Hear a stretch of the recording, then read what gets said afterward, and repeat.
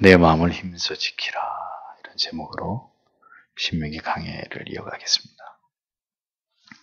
하나님께서 그 백성들을 대우하시는 방법은 그들에게 말씀을 주시는 것입니다. 다른 나라와 민족들을 향해서는 그 어떤 말씀도 하지 않으시는 하나님께서 택하신 자기 백성들에게는 계시와 율례와 법도를 말씀하시면서 이것을 지키라 라고 명하십니다. 오직 그들에게만 하나님을 알 수 있는 지혜와 지식을 주심으로 이스라엘 민족이 하나님을 알지 못하는 자들에 의해서 크게 칭송을 받게 하려고 하는 것이 하나님의 뜻이다라고 모세는 이야기를 합니다. 그것이 자기 백성들을 세상에 두신 이유이고 하나님께서 그들을 통해서 얻고자 하신 영광이셨다라는 것을 신명기의 말씀을 통해서 우리는 깨닫게 되죠. 그러니까 어느 시대이건 그 시대를 살아가는 그리스도인들을 향하신 하나님의 뜻은 동일합니다. 그들이 하나님의 존재하심을 깨달아서 하나님을 경외하고 그 법도와 계명을 지키고 그로 인해서 다른 이들은 결코 얻을 수 없는 지혜와 명철을 얻고 그들이 하나님이 통치하시는 나라와 백성들인 것을 세상에 드러내어서 하나님께서 영광을 받으시는 것, 그것이 하나님께서 자기 백성들을 이 땅에 존재하게 하신 궁극의 이유이고 목적이라는 것입니다. 모세는 계속해서 가나안 정벌에 나서야 될 출애굽 2세대들에게 율법 준수의 당위성, 그 중요성에 대해서 설교하고 있습니다. 9절에서 10절을 다시 보십시오. 오직 너는 너 자신 스스로 지키라. 그리고 너는 내 영혼을 지키라. 내 눈이 보았던 그 일들을 내가 잊어버리지 않도록, 그리고 내가 사는 모든 날들 동안 그것들이 내 마음에서 떠나지 않도록, 그리고 너는 내 아들들과 내 손자들에게 그것들을 알게 할 것이다. 내가 호렙산에서 내 하나님 여호와 앞에 섰던 날에 그때 여호와께서 나에게 말씀하셨다. 너는 나를 위하여 그 백성을 모으라. 그러면 내가 그들에게 내 말들을 듣게 할 것이다. 그들이 그 땅 위에 사는 모든 날들 동안 나를 경외하는 것을 그들이 배울 것이다. 그리고 그들이 그들의 자녀들에게 가르칠 것이다. 이렇게 기록되어 있습니다. 자, 9절에 보십시오. 내 마음을 힘써 지키라. 잊어버릴까 하노라. 내 마음에서 떠날까 하노라. 모세가 전하는 하나님의 말씀 속에 하나님의 지극한 염려가 묻어나고 있습니다. 하나님께서 호렙산에서 율법을 주실 때 그 지엄하고 장엄한 두려운 광경을 절대로 잊어버리지 말라고, 마음에서 그것을 잊어버리지 말라고 말씀하십니다. 여기서 모세는 너는이라고 출애굽의 2세대들 그들에게 2인칭을 사용해서 이 모든 율례와 법도와 계명이 이 말씀을 듣는 너 개개인 그들들 각자에게 모두 해당되는 그리고 적용되는 말씀이라는 것을 강조하고 있습니다. 그러니까 율법과 계명에 대해서 우리에게 요구하시는 바가 뭐냐? 마음을 다해서 힘써 지키라는 것입니다.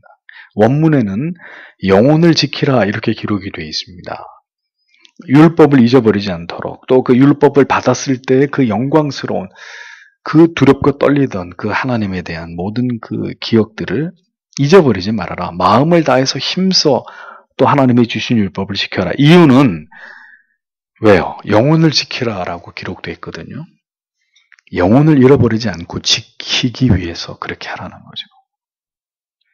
그러니까 하나님의 백성들에게 있어서 율법을 망각하거나 멸시하거나 이것을 우습게 여기는 것은 곧 뭐라는 뜻입니까? 자기 영혼을 포기하는 것과 마찬가지다라는 중대한 의미가 담겨 있는 것입니다.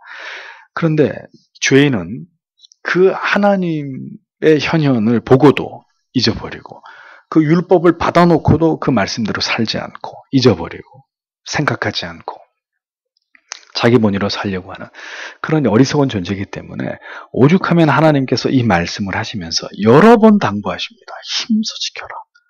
너희가 그걸 잊어버릴까? 내가 그게 염려가 된다. 내 마음이 내 마음이 그것으로부터 떠나가 버릴까? 나는 그것이 걱정이 된다. 인간이 얼마나 유약하고 하나님을 쉬 잊어버리고 은혜를 쉬 망각해버리는 존재인지를 아시는 하나님께서 모세를 통해서 하나님의 계명과 율법을 2세대들, 출애굽 2세대들에게 주면서 거듭거듭 이걸 당부합니다. 그랬는데도 불구하고 어떻게 되죠? 다 잊어버립니다. 다 망각해버리고. 그게 인간이라는 것입니다. 내가 하나님을 깊이 경험하고 그것을 힘써 지킬 때 이어서 명령하신 대로 내 아들들과 내 손자들에게 그것을 알게 하고 가르칠 수 있기 때문이라는 겁니다. 먼저는 네가 네 마음에다 그걸 새기고 지키고 그것을 잊어버리지 않으려고 해야 너뿐만이 아니라 너의 아들들, 내 손자들에게까지 그 여호와를 경외하는 도를, 그 율례와 법도를 가르칠 수 있다 이렇게 말씀하는 거죠. 여호와 하나님을 경외하는 도를 우리가 먼저 알게 되었고 그렇게 우리가 하나님을 신뢰하게 되었다면 우리가 반드시 잊지 말아야 될 사실은 그 신앙을 반드시 대를 이어서 그 자손과 그 자손에게까지 가르치고 지키도록 해야 한다는 것입니다. 먼저는 내 심장에 새겨져야 되고 내 심장에 새겨지고 누적되고 체험된 그 하나님을 내 자식과 그 자식에게까지 내가 살아있는 날 동안 가르치고 지키도록 해야 한다는 거죠. 이건 선택사항이 아닙니다.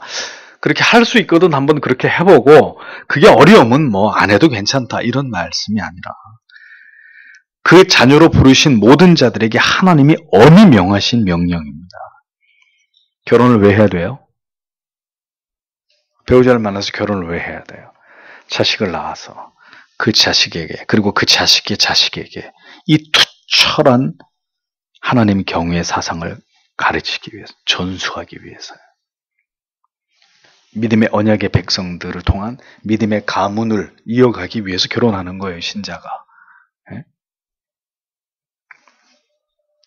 하나님께서 이를 위해서 이스라엘 백성들에게 강조해서 말씀하십니다. 10절에 보면 나를 위하여 내 백성을 모으라.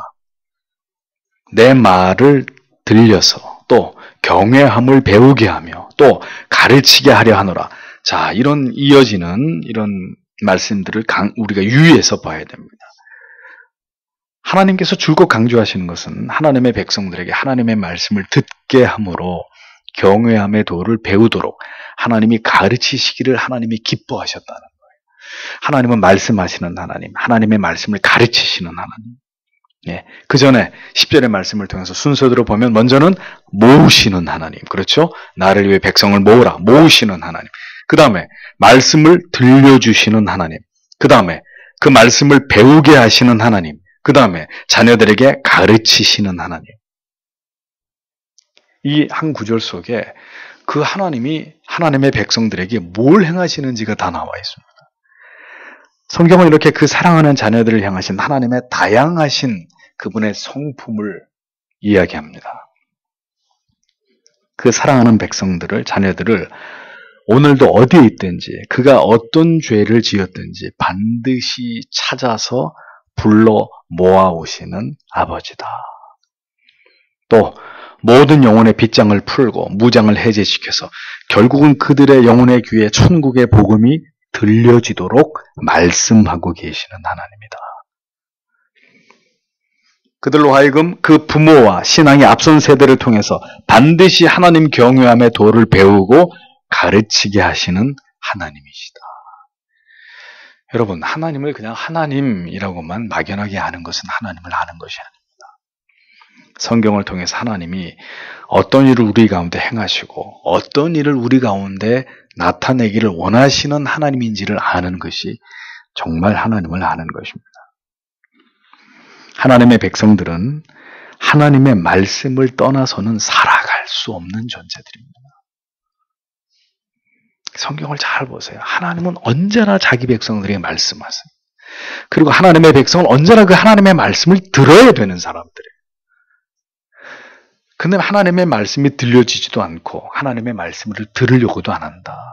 하나님의 사람이 아니에요. 하나님하고 관계 있는 사람들이 아니에요. 그 사람들은.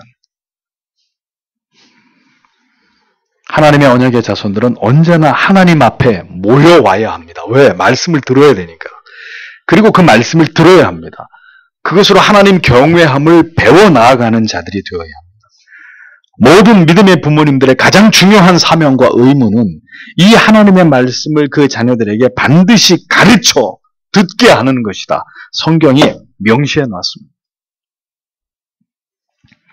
이것이 하나님의 언약의 자손들에게 있어서 가장 중요한 신앙의 원리이고 추구해야 될 바이고 신앙의 의무라는 것입니다. 성경의 진리가 누적되고 계시의 말씀이 더해가면서 성경이 그렇게 점점 완성되어져 갈 때 세상도 무신론적인 사상과 철학으로 정교하게 발전해 나아갔습니다. 그래서 여러분 서구 사회만 보더라도 헬레니즘과 헤브라이즘 이 두 개의 큰 축으로 사상과 문화의 흐름이 전개됐다는 것을 여러분 알고 계시지 않습니까? 하나님의 말씀을 모든 세대 속에서 가르치고 전수해야 될 분명한 이유는 이 같은 인본주의 철학과 신본주의 사상이 끊임없이 인간이 살아가고 있는 세상에서 두 물줄기를 형성해가면서 때때로 어떻게 됩니까? 이 충돌을 일으킨단 말이에요. 이스라엘 백성들이 그 부모와 조상으로부터 여호와를 경외하는 도를 배우지 않게 되면 어떤 일이 벌어집니까?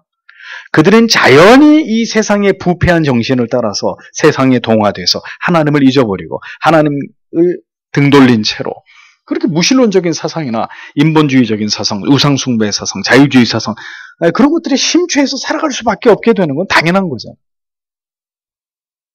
하나님이 그걸 우려하시는 것이죠. 그래서 하나님의 자녀들은 하나님의 백성으로서의 정체성을 가지고 하나님 앞에서 살아가도록 만들려는 거예요.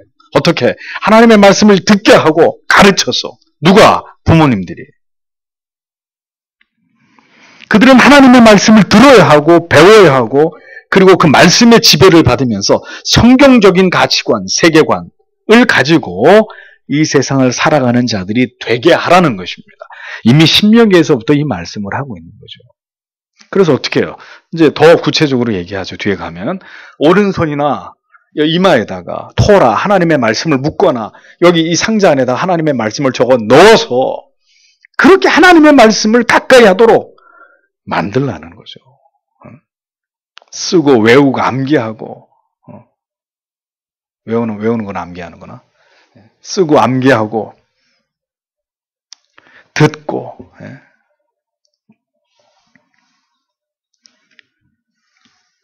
그러므로 여러분 우리는 모든 시대를 초월해서 이 말씀은 그 시대 이스라엘 백성들에게만 해당되는 말씀이 아니라 모든 시대를 초월해서 어린 자녀들에게부터 이 성경의 진리를 가르치면서 여호와 하나님 경외하는 도와 복음의 위대한 은혜와 그 사랑을 깨닫고 경험하게 하는 일에 최선을 다해야 되는 것입니다.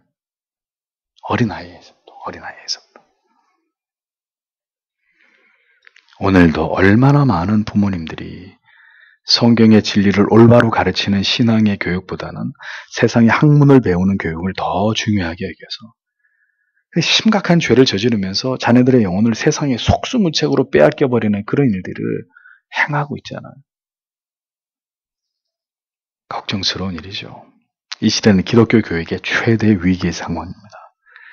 자녀들의 영혼을 빼앗으려고 혈안이 되고 지극히 인본주의적인 교육으로 그렇게 물든 세상 속에서 우리 자녀들의 영혼을 지키기 위한 사투를 각오하지 않으면 안 되는 때를 우리는 맞이하고 있습니다. 제가 이거 기회가 될 때마다 강조하지만 자녀를 낳은 성도 여러분, 또 자녀를 낳아야 될 성도 여러분, 우리는 교육의 최대 위기의 시대를 살아가고 있습니다. 뭘 배우게 할 거냐, 뭘 듣게 할 거냐, 도대체 세상에 들을 게 뭐가 있는 세상으로 지금 변해가고 있는지 정말 우리는 어린 자녀들을 가슴에 끌어안고 하나님 이들에게 하늘의 만나를 먹여주시고 어렸을 때로부터 하나님을 아는 지혜와 지식으로 채워달라고 밥은 안 먹여도 끌어안고 아이의 영혼을 위해서 기도는 해야 된단 말입니다. 지금 어떤 시대인데요?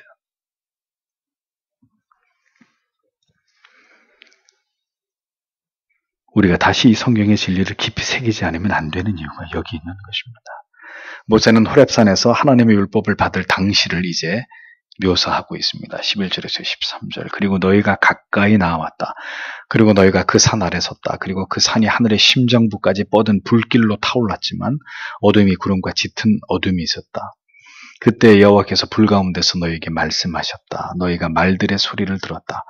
그러나 너희가 소리 외의 형상은 보지 못했다. 그리고 그가 너희에게 십계명을 지키라고 명령하신 그 언약을 그가 너희에게 선언하셨다. 그리고 그 두 개의 돌판들 위에 그것들을 쓰셨다. 이렇게 적고 있습니다. 호렙산에서 십계명을 받을 때 상황은 이러했습니다. 산에서부터 하늘까지 강렬하게 타오르는 화염 기둥이 치솟아 있었습니다. 어렸을 때 제가 누님하고 십계 영화를 보러 극장에 갔는데 그 장면이 아직도 기억이 나요. 보셨어요, 여러분? 십계요? 예, 그 주인공이 누구죠? 예, 찰턴 헤스턴인가? 굉장히 옛날 배우예요. 불기둥이 막 이렇게 회오리 치면서 불기둥이 막 이렇게 도는데 그 중에 불 한 줄기가 쫙 이렇게 돌아서 나오더니 돌판에 쫙 이렇게 지지는 거예요. 돌판에 불로 이렇게 글씨가 써져요. 물론 그거는 영화예요. 성경에 그렇게 됐다는 말씀은 없어요. 그냥 근데 불기둥은 있었어요. 그러니까 영화에서도 그건 잘 묘사했어요. 그냥 막 불이 회오리 치는 큰 기둥이 하늘까지 솟아있는데 거기서 불이 나와가지고 돌판에다가 십계명을 새기는 그런 장면인데 어렸을 때 봤는데도 얼마나 무서웠는지. 화염 기둥이 치솟아 있었고 주변은 구름과 짙은 어두움이 산을 휘감고 있었습니다. 그 불 가운데서 형상은 보이지 않지만 하나님의 음성이 들립니다. 하나님께서 이스라엘 백성들에게 십계명을 친히 두 돌판에다 새기시고 이를 반포하셨고 이스라엘 백성들에게 그것을 지키라고 그 불 가운데서 하나님의 음성이 들리면서 이스라엘 백성들에게 말씀하셨다는 거예요. 호렙산에서 그 산에서 자기를 드러내신 하나님을 보십시오. 그 두렵고 신비한 모습으로 자신을 드러내심으로 그 십계명을 하나님이 친히 쓰시고 말씀하셨다는 거예요. 이거는 천사를 시키지도 않았어요. 하나님이 직접 엄청난 그 화염 기둥 속에서 하나님의 현현, 하나님의 자신을 드러내시면서 말씀하기도 하고 시각적으로 보여주기도 하고 그렇게 해서 하나님이 우리에게 주신 율법, 계명이 십계명이란 말입니다. 내가 너희에게 주는 계명이라는 거죠. 법이라는 거죠. 하나님과 그 백성은 철저하게 그 언약을, 명령을 기반해서 이루어진 관계라는 것을 여러분 창세기로부터 줄곧 성경이 보여주죠. 하나님과 우리는 뭘로 기반해서 관계되어진 사이냐? 하나님의 말씀. 그러니까 말씀이 없는 하나님과 우리의 관계는 없다는 거예요. 창세기부터. 예. 하나님의 말씀, 그 언약을 기반해서 형성된 관계가 하나님과 그 백성, 우리의 관계다. 이게 성경이 줄곧 우리에게 이야기하고 있는 바입니다. 하나님께서는 인간에게 말씀하시는 분이시고 그리고 반드시 지켜야 할 명령과 법도를 통해서 인간과 관계하기를 원하는 그런 아버지라는 것을, 하나님이시라는 것을, 그것이 그분의 속성이라는 것을 우리는 깨닫게 됩니다.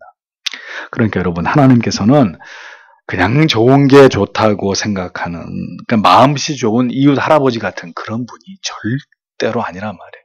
그냥 할 수 있으면 지키고 뭐 안 지켜도 괜찮아. 내가 너 사랑하니까. 뭐 괜찮아. 안 지켜도. 그런 마음씨 좋은 이웃 아저씨 같은 분이 아니란 말이에요. 그러니까 하나님께서 그 백성과 존재하시면서 관계를 맺으시는 그 방식을 유의해서 보시란 말이에요. 하나님이 우리와 어떻게 관계를 맺기를 원하시느냐? 뭘 통해서요? 하나님의 말씀을 통해서, 법을 통해서, 약속을 통해서. 백성들에게 지키라고 명령하시고 그 결과에 대해서 상과 벌을 내리시는 하나님이십니다. 그래서 여러분, 저는 성경을 보면서 저는 생각하기를, 제 생각이에요. 이건 뭐 성경에 나오는 말씀이 아니에요. 그러니까 듣고 무시하셔도 괜찮아요. 근데 저는 생각하기를 천국은 무의도식하는 곳이 아니라고 생각합니다. 그곳에서도 분명히 우리가 지켜야 될 법도가 저는 있을 거라고 생각해요.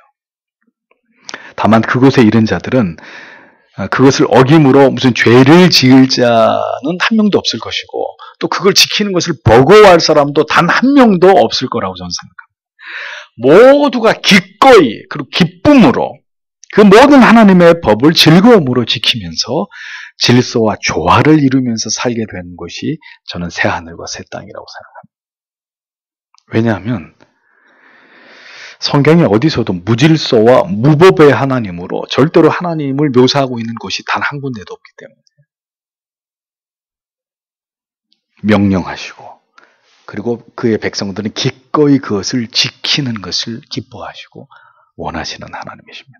그 방식이 천국이라 그래서 달라질까요? 권위가 있고 그 권위에 복종하기를 원하시는 하나님. 이것이 하나님이 세우시는 질서예요. 그렇기 때문에 인간은 절대로 명령권자의 자리에 있을 수 없습니다. 인간이 하나님의 자리를 찬탈해서 뭔가 새로운 법과 질서를 만들 권리가 인간에게는 없는 거예요. 그건 하나님만 그것을 만드시고 그걸 지키라라고 말씀하실 수 있는 분이에요. 인간이 새로운 법과 질서를 만든다. 그래서 세상을 뒤집어 엎는다. 참남한 일이고 신성모독적인 이것은 하나님의 두려운 징계가 임할 일입니다. 하나님이 정하신 모든 법과 명령과 질서를 파괴하고 세상을 바꾸려고 하는 이 모든 일들에 대해서 하나님은 반드시 징벌하실 것입니다. 이 인류를 향해서 하나님은 절대로 참지 않으실 것입니다. 십계명 두 돌판에 직접 새겨주신 하나님의 명령이고 법입니다. 십계명은 하나님께서 인간과 관계하시는 지엄한 방식이다. 잊어버려서는 안 됩니다. 지켜도 좋고 안 지켜도 그다지 상관없는 하나님의 법은 절대로 그렇게 가벼운 것이 아닙니다.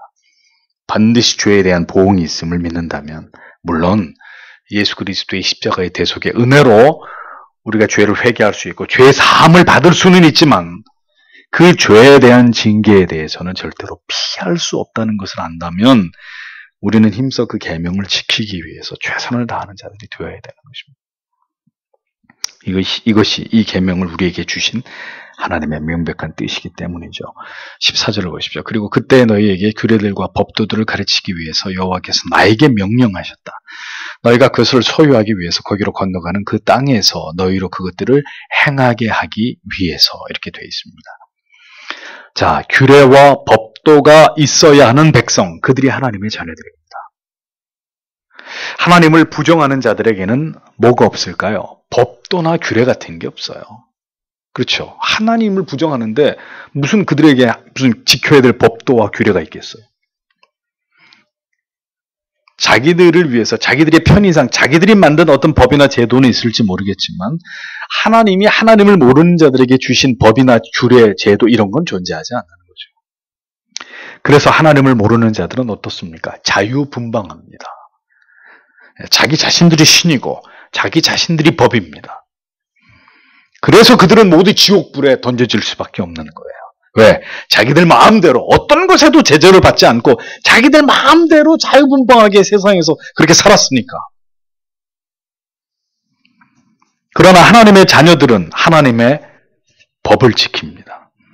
그것이 바로 하나님의 자녀들의 거룩한 아우라입니다. 아우라. 법을 지키는 사람들. 그 하나님의 질서를 따라가는 사람들. 그게 우리를 힘들게 하는 게 아니라 그것이 하나님의 자녀들임을 드러내는, 세상 앞에 그걸 드러내는 그 하나님의 법 앞에 우리의 모든 것을 거는 그게 신자의 정체성이고 이 신자가 세상에 뿜어내는 우리의 힘이라는 거죠. 여러분, 김정은 그 보디가드들, 경호원들 보셨죠? 예. 그 리무진을 뺑 둘러싸가지고 머리 다 짧게 자르고 건장한 경호원들이 뛰어가면서 경호를 하잖아요. 그리고 비행기 뜨는데도 다 거수경례하잖아요. 비행기에다 대고. 다 떠나서 그 모습 하나만 보고 얘기하자면 뭐가 느껴지십니까? 거기서. 그 자기들의 두목을 향한 충성심, 절개, 생명도 아낌없이 자기가 지키려고 하는 존재를 위해서 내 던질 각오가 되어 있는 그들의 눈빛, 그들의 어떤 그 절개, 그게 느껴지잖아요. 다 떠나서 말이죠. 신자에게 그런 아우라가 있어야죠. 하나님의 말씀 앞에서 대쪽 같은 목에 칼이 들어와도 내가 그런 거에 당신은 내가 그런 거에 넘어갈 사람으로 보입니까? 사람 잘못 보셨습니다. 하나님의 자녀들은 하나님의 법을 지킵니다. 세상에 하나님을 모르는 자들은 추악하고 무질서하고 음란하고 타락한 그런 모습과 우리는 판이하게 다른 사람들. 언제나 질서와 공의와 법을 생각하는 사람들. 그렇게 도덕적 통치 속에서, 하나님의 도덕적 통치 속에서 나름대로 이 세상을 아름답게 만들려고 하는, 그게 하나님의 자녀들의 삶이에요. 그들의 삶의 가치와 사명인 것입니다. 내가 있는 곳에서만큼은 내 양심의 법을 따라서 하나님 앞에서 그걸 지키려고 하는 사람들. 그들이 존재하고 있는 곳.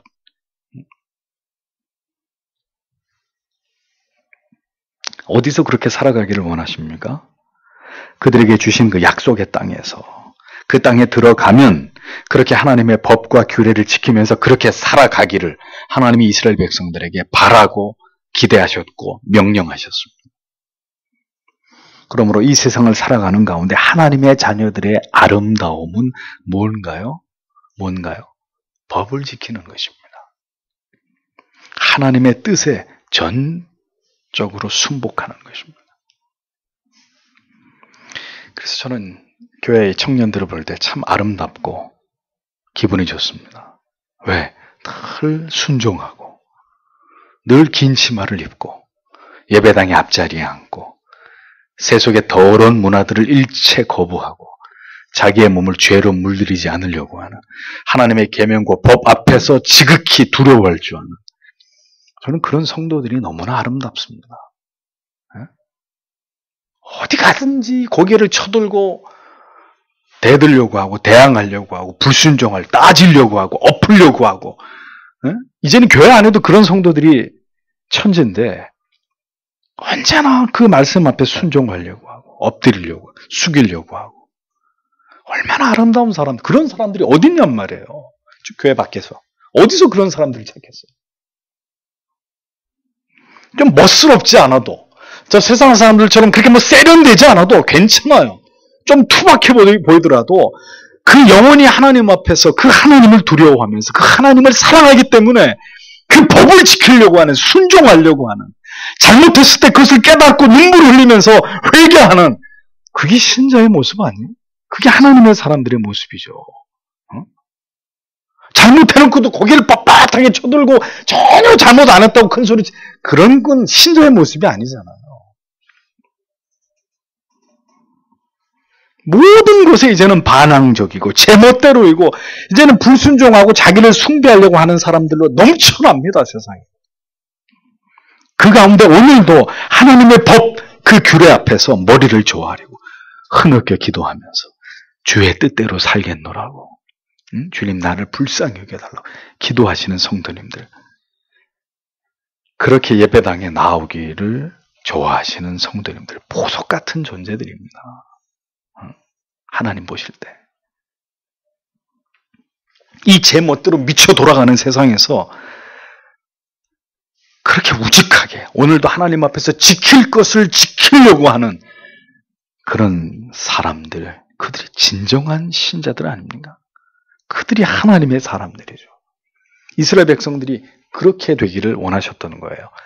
가나안 땅에 들어가게 되거든 그렇게 지키라고 말씀하신 것입니다. 그것이 그들에게만 주신 말씀일까요? 모든 시대를 살아가는 모든 하나님의 백성들에게 하나님은 동일하게 그것으로 네가 누구인지를, 네가 믿는 여호와 하나님이 어떤 하나님인지를 드러내라는 것입니다. 오늘도 여러분, 우리가 돈이 없지 믿음이 없습니까? 뭔 영화에서 돈이 없지 우리가 가오가 없냐 뭐 이런 얘기가 있었다는데, 우리가 돈이 없지 믿음이 없습니까? 신자는 믿음으로 사는 거예요. 그 하나님을 향한 믿음으로. 오늘도 이것을 기억하면서 하나님 앞에 다 같이 간절히 기도하기를 원합니다. 기도하겠습니다.